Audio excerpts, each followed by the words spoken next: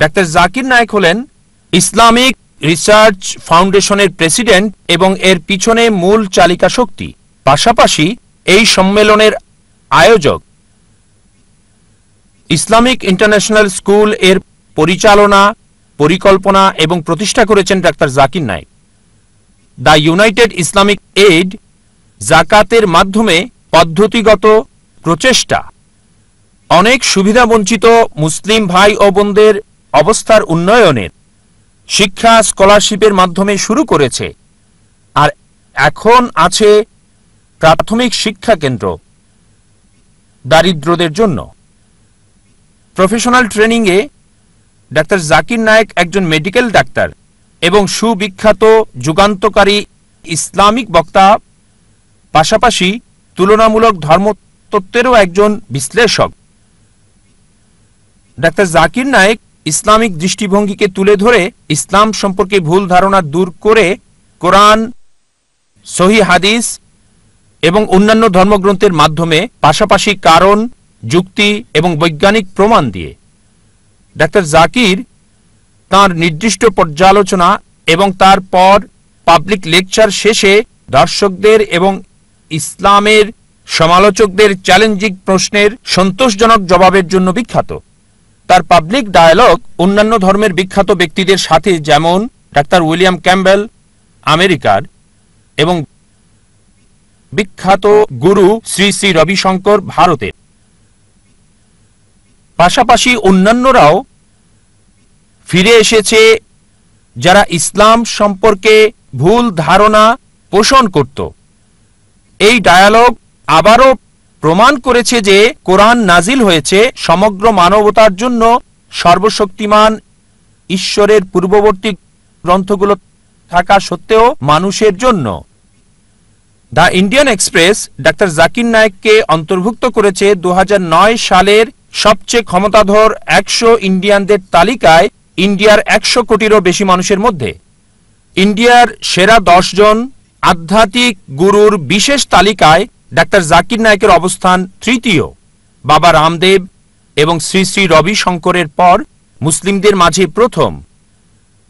Doctor জাকিরকে বিভিন্ন আন্তর্জাতিক TV চ্যানেলে নিয়মিত দেখা যায় পৃথিবী জুড়ে।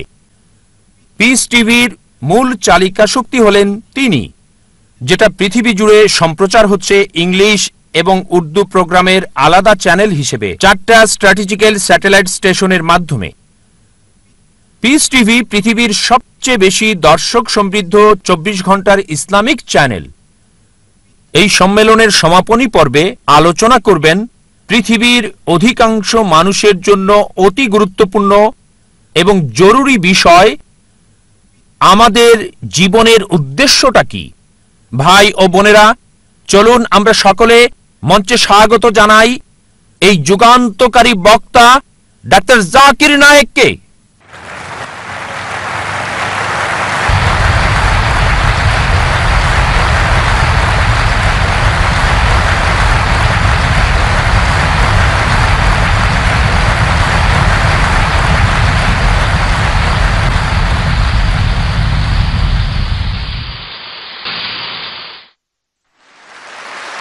ইসলাম মানে আল্লাহর কাছে আত্মসমর্পণ করা, পুরো মানব জাতির জন্য ইসলামই একমাত্র সমাধান। আমরা স্রষ্টার ইবাদত করি, তার সৃষ্টির ইবাদত করি না।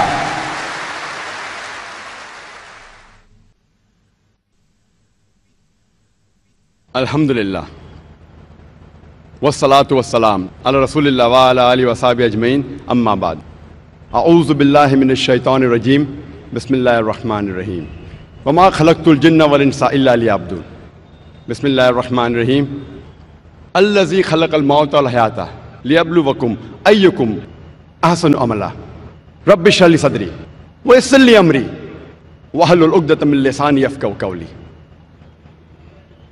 শ্রদ্ধেয় বিশেষজ্ঞগণ, বক্তাগণ, অতিথিবৃন্দ, শ্রদ্ধেয় গুরুজনেরা, প্রিয় ভাই ও বোনেরা এবং সেই লাখ লাখ দর্শক যারা টিভিতে বসে এই অনুষ্ঠানটা দেখছেন, আপনাদের স্বাগত জানাই ইসলামিক সম্ভাষণে।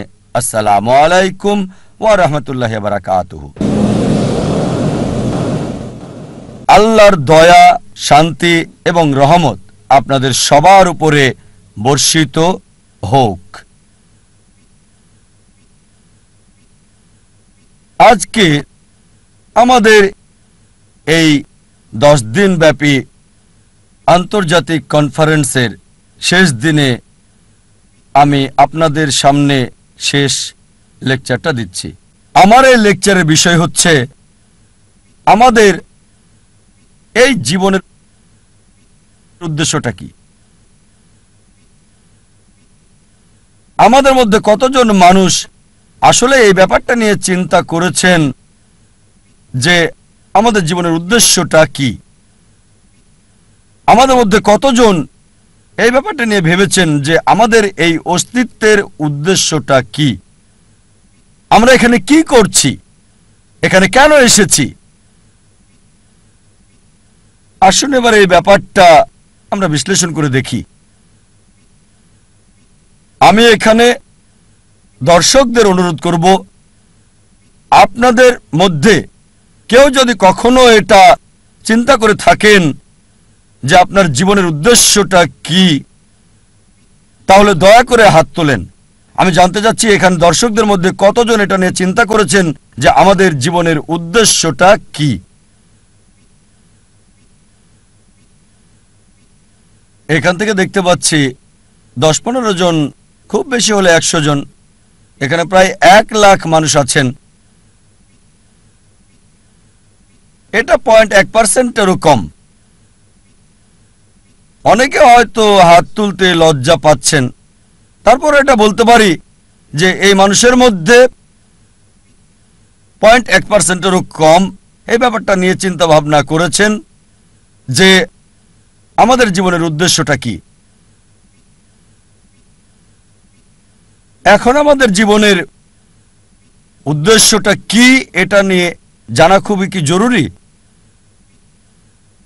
আপনাদের আমি একটা উদাহরণ দিচ্ছি। মনে করেন একজন লোক হাঁটতে হাঁটতে একটা মোড়ের উপরে আসলো, তখন সে আরেকজনকে জিজ্ঞেস করলো, এই রাস্তাটা কোন দিকে গেছে ভাই? সেই পথিক বলল, আপনি কোথায় যেতে চান? লোকটা বলল, যে কোনো জায়গায়। তখন পথিক বলবে, যে কোনো পথে চলে যান, কোনো সমস্যা হবে না। এখানে এই লোকটার কোনো উদ্দেশ্য নেই। লোকটা যেসব কাজ করে তার সেই কাজগুলো কোনো পার্থক্য সৃষ্টি করে না, কারণ সে কোনো গন্তব্যে যায় না। আমাদের মধ্যে অনেকেই ঠিক এভাবেই জীবনযাপন করছেন। আপনাদের আরেকটা উদাহরণ দিচ্ছি। মনে করেন একজন বিল্ডার একটা বিল্ডিং বানাতে শুরু করলো। বিল্ডিংয়ের ভিত্তি বানানোর জন্য সে মাটিতে বড় একটা গর্ত তৈরি করলো। তাকে প্রশ্ন করা হলো, আপনার এই বিল্ডিংটা কত তলা পর্যন্ত হবে? সে বলল, আমি জানি না। বিল্ডিংটা কত স্কয়ার ফিট জুড়ে বানানো হচ্ছে? সে বলবে, চিন্তাই করিনি। সেই বিল্ডারের কোনো উদ্দেশ্যই নেই। একবার একজন লোক তার প্রতিবেশীকে বলল, আপনার কুকুরটা সব সময় গাড়ি দেখলে তার পিছনে ধাওয়া করে। ভাবছি এই কুকুরটা কখনো কি গাড়িটাকে ধরতে পারবে? প্রতিবেশী উত্তর দিল, কোনো গাড়িকে ধরতে পারবে কিনা সেটা নিয়ে ভাবছি না, আমি ভাবছি গাড়িটা ধরতে পারলে কুকুরটা তখন কি করবে। আর প্রতিবেশী কুকুরটার মালিক, সে কিন্তু বুঝতে পারছে গাড়িটাকে ধরতে পারলে সেই কুকুরটা তখন কি করবে। এখানে কুকুরটার উদ্দেশ্যটা কি? দুর্ভাগ্যজনকভাবে আমাদের অনেকেই আমাদের জীবনটাকে এভাবেই পার করে দিচ্ছি, এই কুকুরটার মতোই। লোকজন গ্র্যাজুয়েশন করে, তাদের জিজ্ঞেস করবেন, আপনি গ্র্যাজুয়েশন করছেন কেন? তারা কারণটা জানে না। কারণটা এই যে তারা গ্র্যাজুয়েট হতে চায়। গ্র্যাজুয়েশন শেষ করে আপনি কি করবেন? সে বলল, আমি জানি না। আমাদের বেশিরভাগই জীবনটাকে পার করছি গন্তব্য ছাড়া লোকটার মতো, অথবা সেই কুকুরটার মতো যে গাড়িকে ধরতে পেছনে ছুটছে কোনো উদ্দেশ্য ছাড়াই। আমাদের অনেকেই আমরা না বুঝেই অন্য মানুষের উদ্দেশ্যকে নকল করি। কোনো ছাত্রকে প্রশ্ন করবেন, আপনি কমার্স পড়ছেন কেন? সে উত্তর দেবে, কারণ আমার বন্ধু কমার্স পড়ছে। আবার অনেকেই বিভিন্ন অভিনেতা আর মডেলদের নকল করার চেষ্টা করে। তারা এটা না বুঝেই করে। একবার এক লোক গ্রাম থেকে বোম্বেতে আসলো বড়লোক হওয়ার জন্য। তাকে একবার প্রশ্ন করা হলো যে আপনি বোম্বেতে আসলেন কেন? সে তখন বলল, আমি হিন্দি সিনেমায় দেখেছি অমিতাভ বচ্চন খুব গরিব ছিল, তারপর বোম্বেতে এসে এক রাতের মধ্যে অনেক বড়লোক হয়ে গেল। এজন্য আপনারা প্রায় দেখবেন বোম্বের আশেপাশের এলাকা থেকে লোকজন বোম্বেতে চলে আসে যাতে সে এক রাতে ধনী হয়ে যেতে পারে। এই কারণে আমরা দেখতে পাই বোম্বেতে বস্তির সংখ্যা বেড়েই যাচ্ছে। অনেক সময় আপনারা দেখবেন যে অভিনেতা আর মডেলরা ব্র্যান্ড অ্যাম্বাসাডর হয়, বিভিন্ন পণ্যের মার্কেটিংও করে।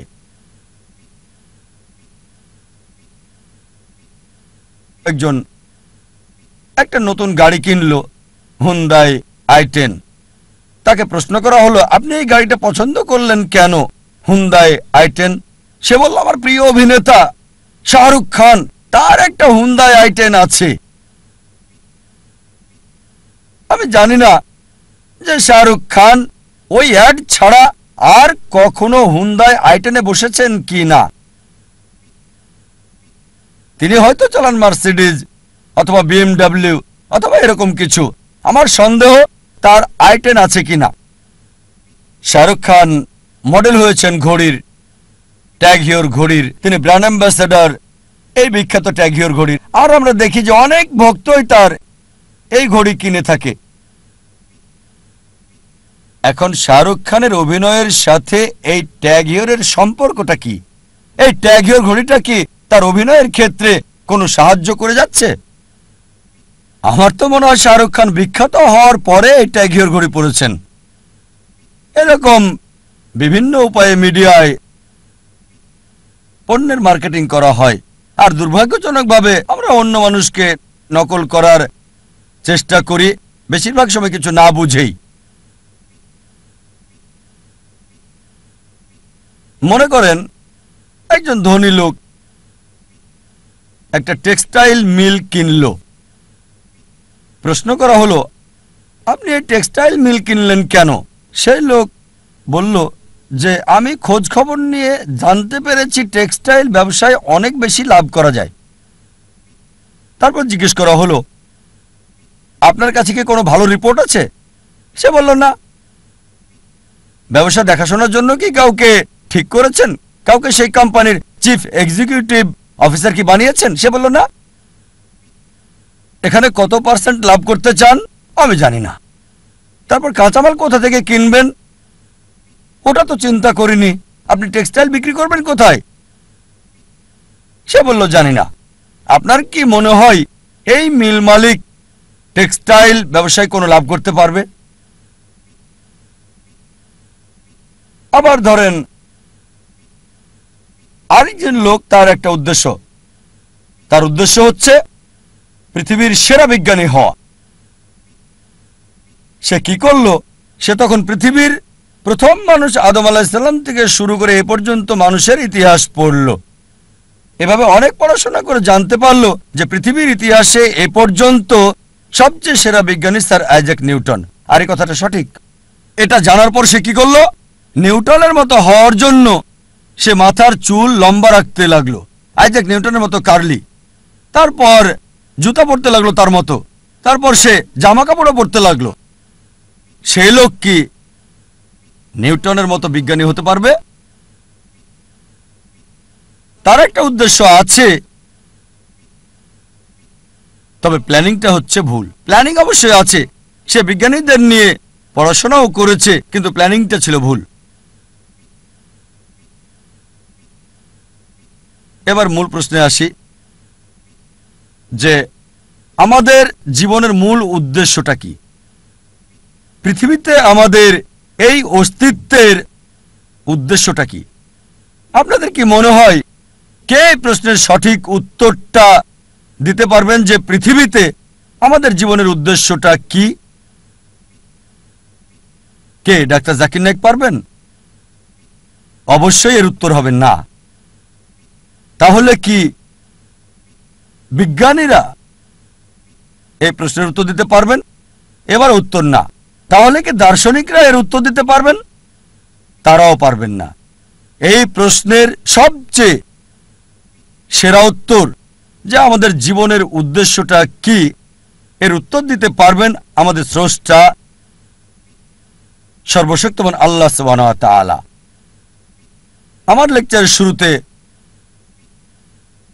পবিত্র কোরআনের একটা আয়াত বলেছিলাম, সূরা জারিয়াত অধ্যায় 51 আয়াত 5 ও 6। এখানে আল্লাহ বলেছেন, ওয়ামা খালাকতুল জিন্না ওয়াল ইনসা ইল্লা লিয়াবুদুন, আমি জিন এবং মানুষকে সৃষ্টি করেছি আমার ইবাদতের জন্য। জিন এবং মানুষকে সৃষ্টি করেছি শুধু আমার ইবাদতের জন্য।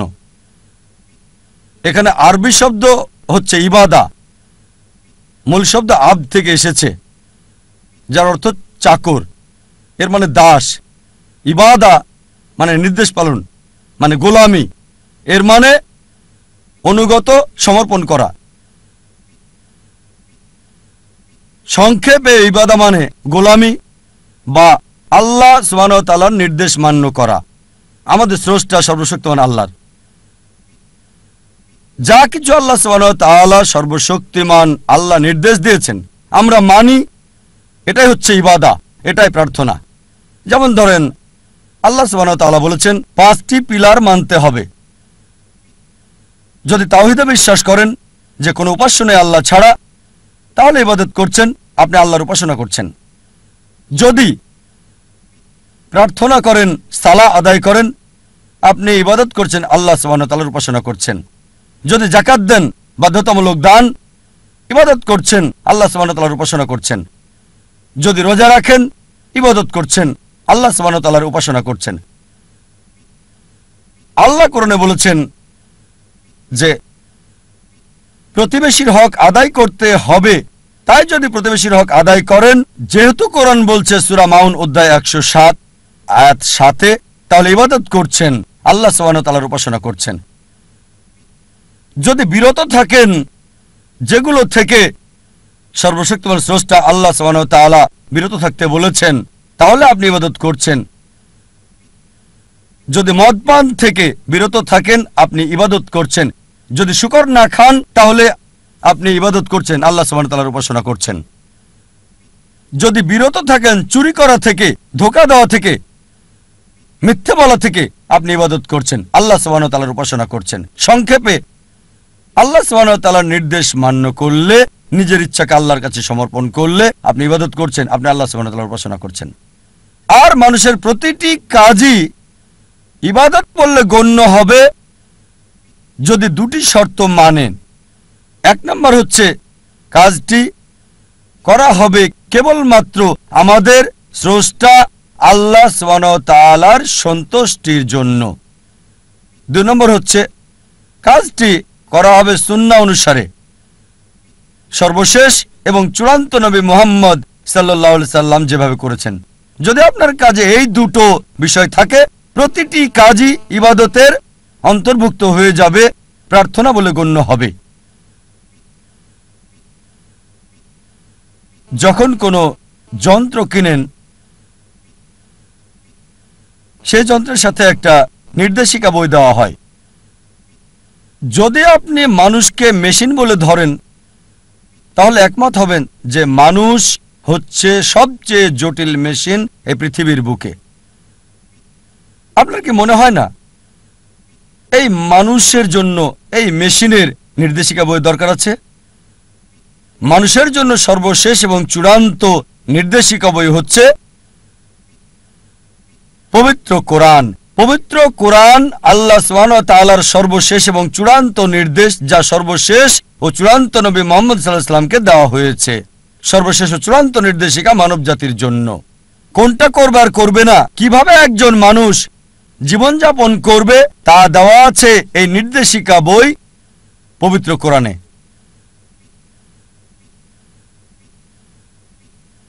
অনেকে আমাকে প্রশ্ন করে, কেন সর্বশক্তিমান আল্লাহ ইবাদত চান আমাদের? আমাদের ইবাদত কি তার প্রয়োজন?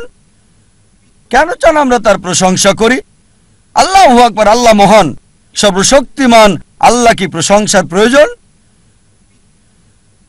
আল্লাহ উত্তর দিচ্ছেন পবিত্র কোরআনে, সূরা ফাতির অধ্যায় 35 আয়াত 15, হে মানুষ, তোমরাই আল্লাহর মুখাপেক্ষী, আর আল্লাহ সকল অভাব মুক্ত, সকল প্রশংসা তার।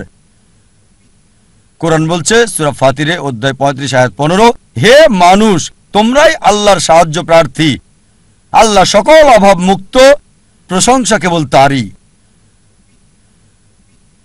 আমাদেরকে আল্লাহ সুবহানাহু ওয়া তাআলা ইবাদত করতে বলেন, তার প্রশংসা করতে বলেন, তার ভালোর জন্য নয়, আমাদের ভালোর জন্য।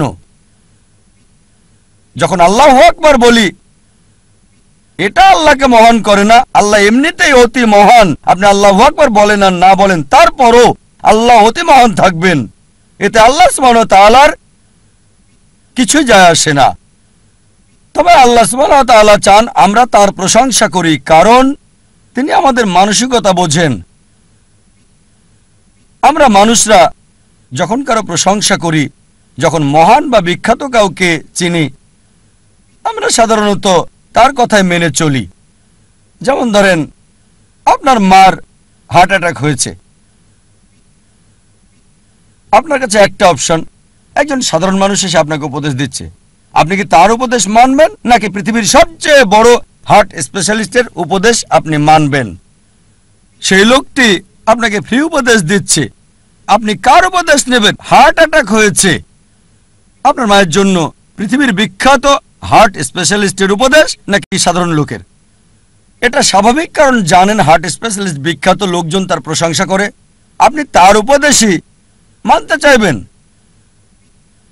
একইভাবে আল্লাহ সুবহানাহু ওয়া তাআলা আমাদের প্রশংসা চান, তিনি মহান, আল্লাহ অতি মহান, আল্লাহ সবকিছু জানেন, আল্লাহ মহাজ্ঞানী। তাই যখন আমরা বলি যে তিনি হচ্ছেন মহাজ্ঞানী, আর যখন তিনি আমাদেরকে উপদেশ দেন, আমরা অনুসরণ করতে চাই।